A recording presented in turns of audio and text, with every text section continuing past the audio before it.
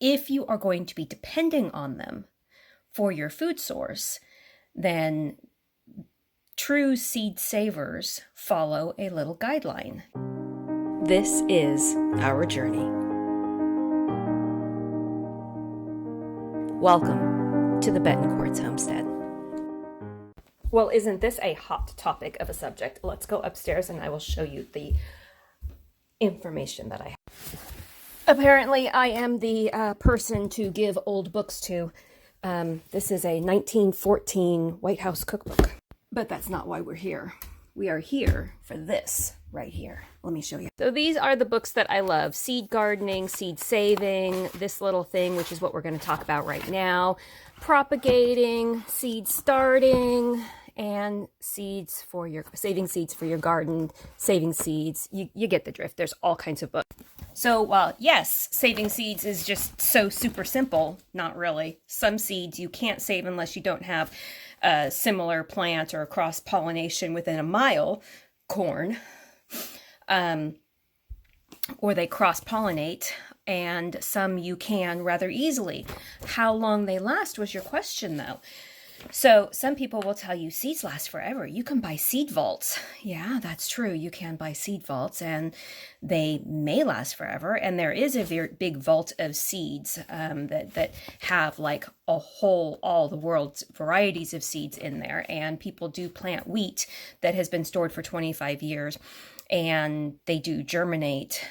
If you are going to be depending on them for your food source, then true seed savers follow a little guideline. And one of those, the easiest form of the guideline is for us to talk about here.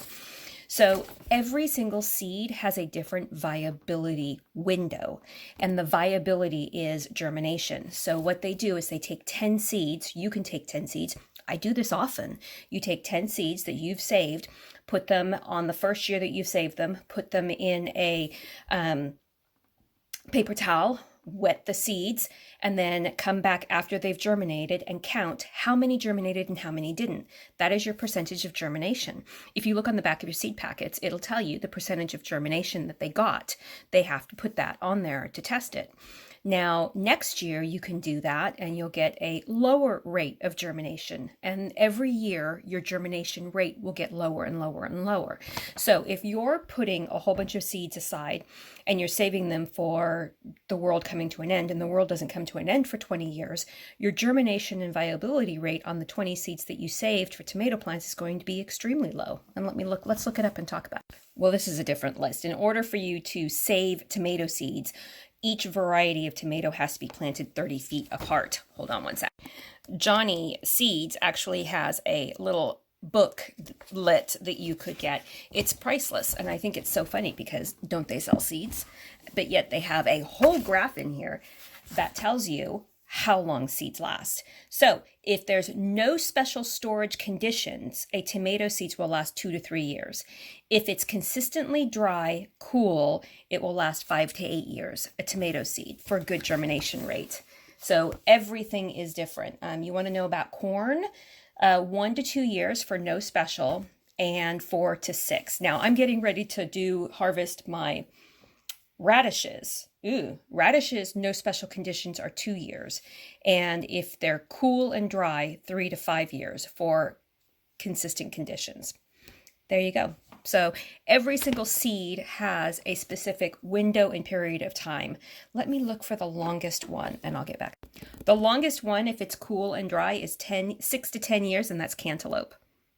Cantaloupe. One of the things that I have the hardest time growing here. Cabbage, Chinese cabbage, which is my favorite, is 5 to 8 years, cool and dry conditions. So, yeah. Estimated safe storage to maintain at least a 50% germination rate is what's in this book right here. And it is Growing Garden Seeds. I hope you guys can still get it. It is, you can also find these things online, but seed saving and storage is an art form, and it is within that art and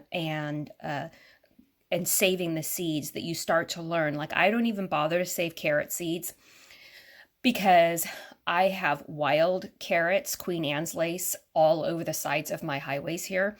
And the cross pollination is like, let's look because it's huge. It's like a mile. And that's this form.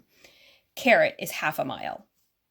And its pollinator are insects. So half a mile. If I want to grow carrots and save the seeds from carrots for replanting, I'm going to have to isolate my plant with covers, row covers, and figure out how to pollinate it myself, be the insect, or I'm going to have to make sure nothing else is growing within that can pollinate the carrot in the carrot family within half a mile. That is crazy talk. But there you go. That is just brief summary of seed saving and how long they're good for. So I hope that helps you. Now you saw the video that I did that had the storing of the seeds.